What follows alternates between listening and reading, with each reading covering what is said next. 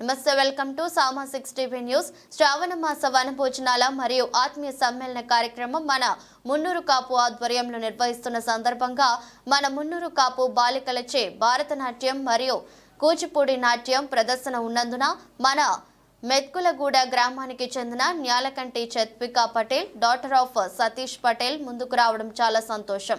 తల్లిదండ్రులు పిల్లల ప్రోత్సహించి ఇలాంటి సంస్కృతి కార్యక్రమంలో పాల్గొని చేయడం చాలా అభినందనీయం.